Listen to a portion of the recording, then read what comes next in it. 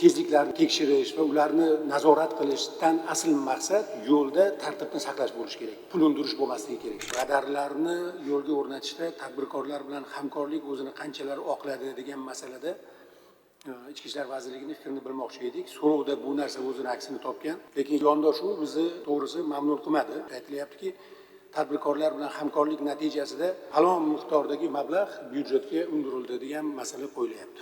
Aslida bu ishga bunday yondashmaslik kerak deb o'ylaymiz. Chunki maqsadi pul undirish bo'lishi kerak emas. Ichki ishlar vazirligining maqsadi yo'l transport hodisalarini oldini olish, yo'lda tartibni saqlash bo'lishi kerak va tadbirkorlarga bu radarlarni o'rnatish uchun berilgan huquq bizni fikrimizcha o'zini oqlamadi. Chunki buni orqasidan juda ko'p haydovchilar e'tiroz bildirishyapti. Chunki tadbirkorning maqsadi daromad topish uchun bu uskunalardan foydalanish uchun haydovchilarni majburiy huquqbuzarlikka zo'rlash harakatlari sezilyapti. Tezliklarni tekshirish va ularni nazorat qilishdan asl maqsad yo'lda tartibni saqlash bo'lishi kerak. Pul undirish bo'lmasligi kerak. Transport hodisalarini oldini olish uchun radarlarni o'rnatish vakolati faqatgina Ichki ishlar vazirligida bo'lishi kerak. Bizni fikrimizcha tadbirkorlar bilan bu masaladagi hamkorlik o'zini oqlamagan deb hisoblaymiz.